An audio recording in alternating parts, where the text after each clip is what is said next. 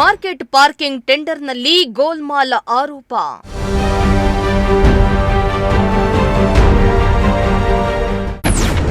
Parking ಸ್ಥಳದಲ್ಲಿ ವ್ಯಾಪಾರಿಗಳು, ಸಾರ್ವಜನಿಕರಿಂದ ಪ್ರೊಟೆಸ್ಟ್.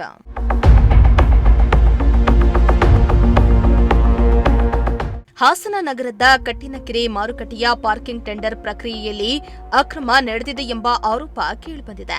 ಈ ಆರೋಪದ ಹಿನ್ನೆಲೆ ವ್ಯಾಪಾರಿಗಳು ಹಾಗೂ ಸಾರ್ವಜನಿಕರು ಪಾರ್ಕಿಂಗ್ ಸ್ಥಳದಲ್ಲಿ ಪ್ರತಿಭಟನೆ ನಡೆಸಿದ್ರು. ಪ್ರತಿಭಟನೆಯಲ್ಲಿ ಭಾಗವಹಿಸಿದ್ದ ಸಾರ್ವಜನಿಕರು ಮತ್ತು ವ್ಯಾಪಾರಿಗಳು ಟೆಂಡರ್ ಪ್ರಕ್ರಿಯೆಯನ್ನ ರದ್ದುಪಡಿಸಿ ಮರು ಟೆಂಡರ್ ಕರೆಯುವಂತೆ ಒತ್ತಾಯಿಸಿದ್ರು.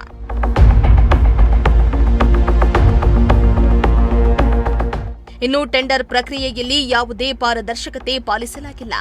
ಟೆಂಡರ್ ಆಹ್ವಾನದ ಕುರಿತು ಸಾರ್ವಜನಿಕರಿಗೆ ಸಮರ್ಪಕ ಮಾಹಿತಿ ನೀಡದೆ ಕೇವಲ ವ್ಯಕ್ತಿಗಳಿಗೆ ಅವಕಾಶ ಕಲ್ಪಿಸಲಾಗಿದೆ.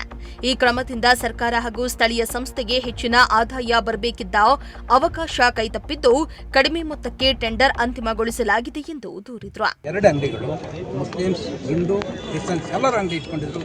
ಜೀವನ ಏಕಾಏಕಿ ವಿಷ್ಣುಮೂರ್ತಿಯವರು ತೀರೋದ ಮೇಲೆ ನಗರಸಭೆಯವರು ಸ್ವಲ್ಪ ದಿನ ಸುಂಕು ವ್ಯವಸ್ಥೆ ಮಾಡಿಕೊಂಡ್ರು.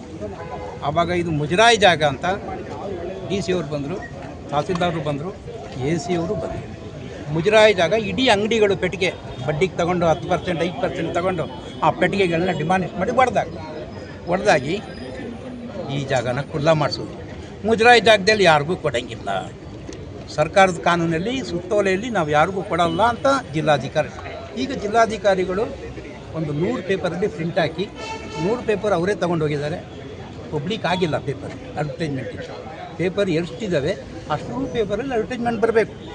ಅದು ಬಂದ ಮೇಲೆ ಯಾರು ಬೇಕೋ ಅವ್ರು ಕೂಗಿ ತೊಗೊಳ್ತಾರೆ ಅಂಗಡಿಗಳನ್ನ. ಇಲ್ಲ ಆ ರಾಜ್ಯದಲ್ಲಿ 20 ಲಕ್ಷಕ್ಕೆ 12 ಲಕ್ಷಕ್ಕೆ ಪಾರ್ಕಿಂಗ್ 14 ಲಕ್ಷಕ್ಕೆ ಹೋಗಿದ್ದು, ಇವತ್ತು 4 ಲಕ್ಷಕ್ಕೆ 4.5 ಲಕ್ಷಕ್ಕೆ ಟೆಂಡರ್ ನಿಂತಿದೆ.